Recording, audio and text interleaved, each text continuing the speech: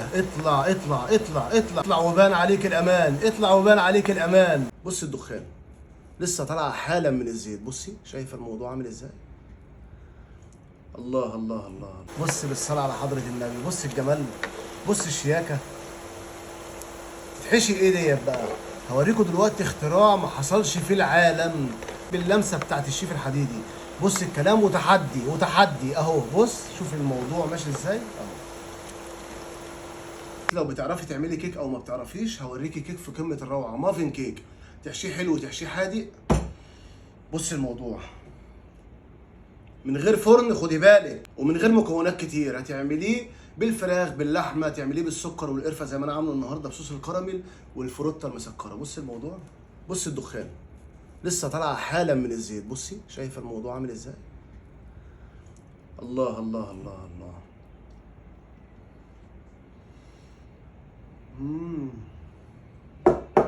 انت مودينا فين يا حديدي؟ تعالوا نشوف ايه بعد اللي انت وريته لنا حديدي. سمعت عنه ندوق؟ اكتبوا لي يا جماعه في الكومنتات ندوق ولا نشوف. المهم احنا مش محتاجين الحديد دي اصلا في حاجه. الموضوع عندك في درج الثلاجه او درج المطبخ. افتحي كده وطلعي المكونات دي: كوبايتين دقيق وبيضتين وكيسين فانيليا مع نص كيس بيكنج باودر. بص البساطه والسهوله، مش هقول لك بقى هتخسري والجو الجامد ده. عجينه اقتصاديه سهله جدا بتتعمل في 3 دقائق. عجين الكلام ده كله عجنه محترمه بالميه، ولا محتاجه لبن ولا زبادي ولا سمنه، اقتصاديه جدا جدا. وتعمليها للاولاد بقى الصبح وهم رايحين المدارس، تعمليها لبن الاولاد وهو رايح الشغل. حطي بقى اللمسه بتاعتك، بتخمر معاكي زي عجينه الزلابيه او لقمه القاضي. جهزي لي بقى الواقي الجميل بتاعك او حله غويطه، حطي فيهم شويه زيت محترمين، وقيسي درجه حراره الزيت بظهر ايديكي. اول ما يسخن اوعي تحطي ايدك في الزيت، خدي بالك ما عندناش اغلى منك. لازم تحطي الكبشه كده في الزيت، وبعد كده تحطي شويه من الكيك صغيرين مش كتير لانها بتنفش طبعا، وبعد كده بتاخد شكل المافن او شكل الكيك، وما بتاخدش 3 دقائق في التسويه. عملتها انا ب5 خطوات، اعمليهم انت ب6، اعمليها انت ب7، اعمليها انت ب4. خليك انت اشطر مني، حطي لمستك. اعمليها بالبسطرمه، اعمليها بالجبنه الكيري، اعمليها بالخضار زي ما انت عايز. انا عملتها بالفروته المسكره اللي هي الفواكه الدراي، وعملتها كمان بالسكر والقرفه وصوص الكراميل. كانت من ورا العقل يا جماعه، كانت طعمها خطيره. وبالنسبه لاي حشوات من اللي انا قلت لك عليها عايزه تحطيها، تضيفيها على العجينه قبل التسويه. الكلام واضح، ده مافن مش دوناتس، خدي بالك من الكلام.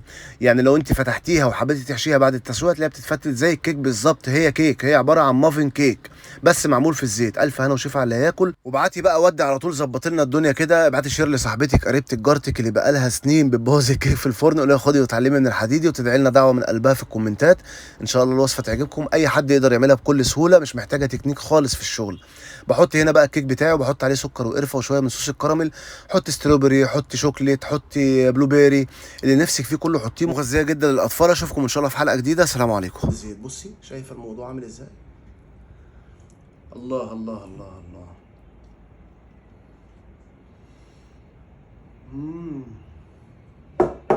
انت مودينا فين يا حديدي؟